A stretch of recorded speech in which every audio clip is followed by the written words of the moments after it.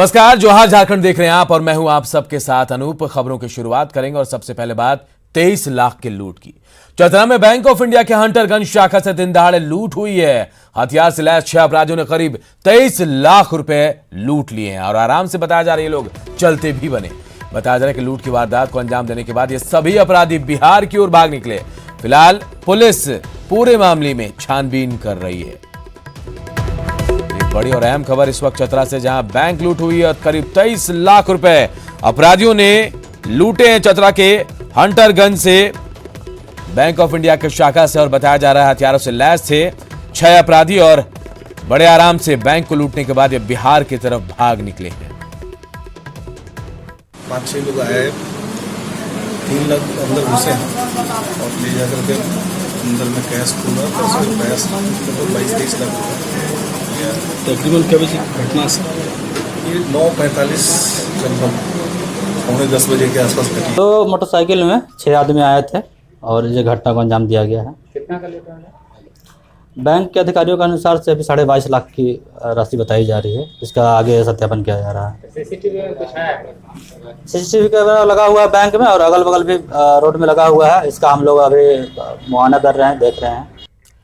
और अब बात सांसद के बवाली बोल की। राजमहल से जेएमएम सांसद विजय हांसदा ने अपने संसदीय क्षेत्र की जनता से अपील की है कि कोई उपभोक्ता बिजली का बिल जमा ना करे। अगर कोई बिल मांगने आता है तो जनता उसे बंधक बना ले। विजय हांसदा पाकुड़ में ये बयान दे रहे थे। सांसद का कहना है कि पाकुड़ में 8 से 10 घंटे तक ही बिजली रहती है। ग्रामीण इलाकों की बात करें तो वहां 3 से 4 घंटे मुश्किल से बिजली मिल रही है। ऐसे में अगर कोई सरकारी कर्मचारी बिल मांगने आए तो जनता उसे बंधक बना ले। सांसद के बयान से समझा जा सकता है कि वो सीधे सीधे जनता को भड़का रहे हैं, क्योंकि किसी को बंधक बनाने के लिए कहना कानून को हाथ में लेने के लिए उकसाने के बराबर है। अब एक ही चीज बाकी रह गया है करने के लिए, ये मेरा जनता के प्रति संदेश है कि बिजली बिल अब ना दिया जाए और जो बिजली बिल मांग करने के लिए आते हैं उन्हें बांध के बैठाया जाए। न्यूज 18 के कुछ सवाल भी हैं जिनका जवाब जानना बेहद जरूरी है। आखिर क्यों भड़का रहे हैं सांसद इन लोगों को? क्या राजनीतिक लाभ लेने के लिए भड़का रहे हैं सांसद लोगों को? बयान के बाद लॉ और बिगड़ा यानी कानून बिगड़ता है तो जिम्मेदार कौन होगा? हेमंत लगाएंगे बड़बोले विजय पर लगाम। ये सवाल इसलिए क्योंकि विजय हांसदा का जो बयान सामने आया कहीं ना कहीं कानून हाथ में लेने के लिए लोगों को उकसाते नजर आ रहे हैं।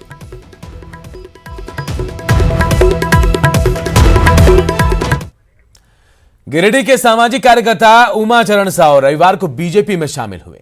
उमाचरण साव पीएम मोदी के सबका साथ सबका विकास की नीति से प्रभावित हैं। उनका कहना है कि वो बीजेपी के साथ जुड़कर अपने क्षेत्र का विकास करना चाहते हैं। उमाचरण साव के इस फैसले का बीजेपी ने स्वागत किया है।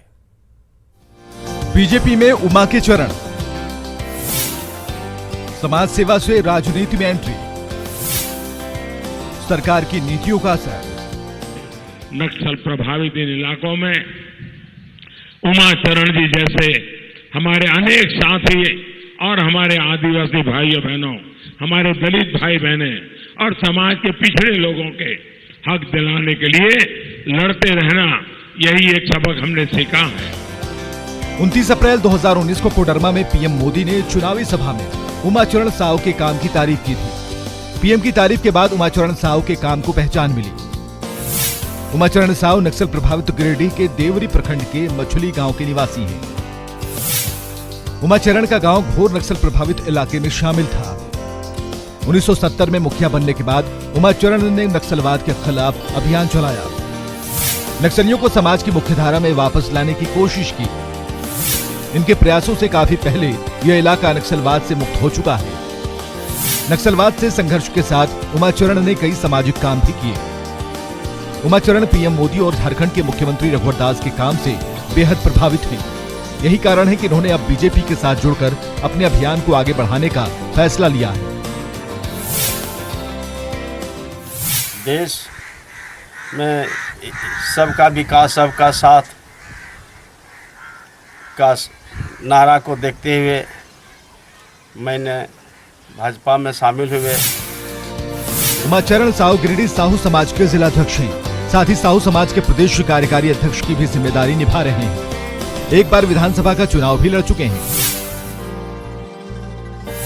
अपने ज़माने में जब शुरुआती में उग्रवादियों की वर्चस्व बढ़ रहा था तो एक उन्होंने उनसे एक संघर्ष करने का प्रयास किया। उमाचरण साहू जी एक साहसिक व्यक्ति हैं, उनके पास लंबा सामाजिक और राजनीतिक अनुभव है। मुझे लगा कि इनके अनुभव का फ़ायदा भाजपा को मिलना चाहिए। मैं रांची से आने के बाद उन्हें याद किया, बुलाया और मैंने कहा कि आपको भारतीय जनता पार्टी की सदस्यता ग्रहण करनी चाहिए। जाहिर तौर पर ये माटी और मुकाम की कहानी है जिसे अब राष्ट्रीय फलक पर पहचान मिल रही है। सबसे बड़ी पार्टी में उमाचरण की एंट्री ये दर्शाती है कि मौजूदा सरकार की नीतियां अंतिम व्यक्ति को छू रही हैं। सुरेश सिंह, न्यूज़ 18, गिरिडीह।